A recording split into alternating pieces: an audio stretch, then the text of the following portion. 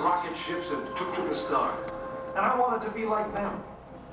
They had courage, imagination, and no problem ever stood in their way for long. You know, in the end, when we actually did send men into space, it turned out that those were exactly the qualities it took. I'm John Hudson. This is Pad 39 of the Kennedy Space Center.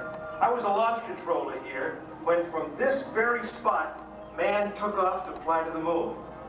It was a journey that began 12 years before that rocket ever left the ground. And it started on the other side of the world. 1957, the Soviet Union launched the first ever man-made satellite into Earth orbit. They called it Sputnik, which means traveling companion. And in a world where peace hung at a delicate balance, it seemed to create a dangerous advantage. Every ham radio operator in America could hear from me.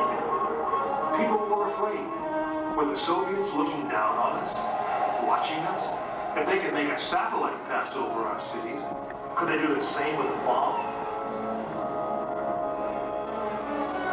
Our own space program kicked into high gear, and less than 2 months later, we were ready to launch our own satellite.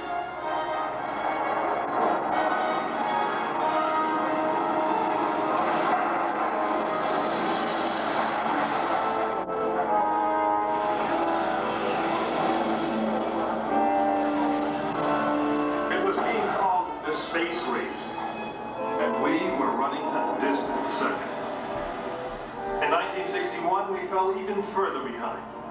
Soviet cosmonaut Yuri Gagarin became the first man into space, circling the world in just 89 minutes. We had our own astronauts, and they were eager and ready to take the big ride. But our manned space program couldn't seem to get off the ground. We stuck with it, and on May 5th, 1961, things finally started going right. Astronaut Alan Shepard took his ship Freedom 7, accelerated to the speed of a bullet.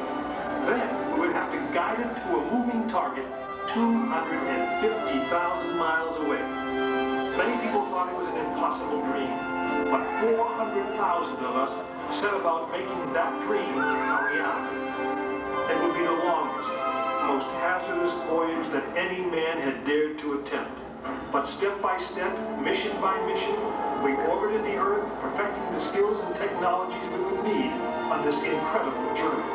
Our astronauts practiced maneuvering, docking, and the 1,000 other tasks that would comprise the moon mission.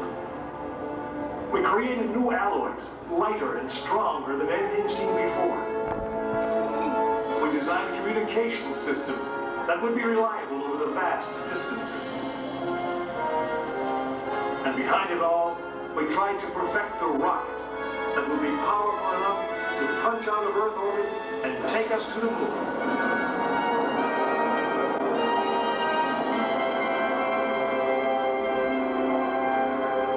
One day, however, the dream of flying to the moon almost slipped away. It was January 27th, 1967.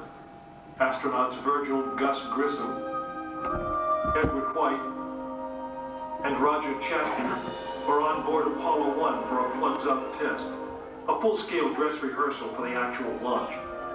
Suddenly it happened. There was a fire in the capsule.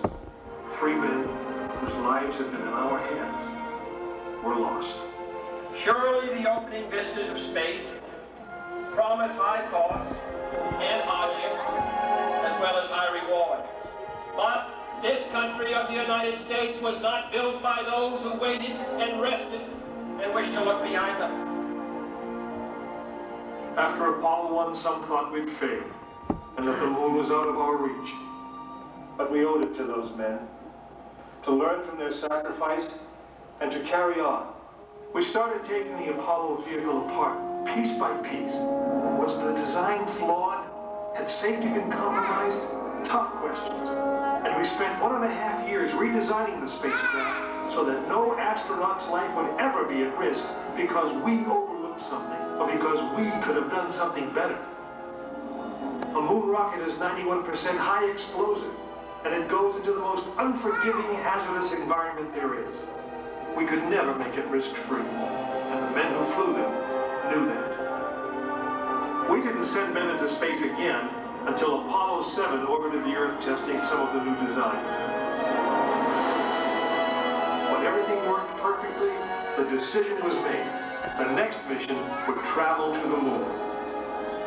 It was mankind's destiny to leave the shores of our planet behind and strike out across the vast ocean of space. In the great span of our history, now is the time that we could. Now is the time that we would. We stood on the eve of the longest, most dangerous journey that any man had ever undertaken. And it would be taken by Frank Borman, James Lovell, and William Anders, the crew of Apollo 8. Through those doors, you'll find the firing room, launch control, just as it was on December 21st, 1968.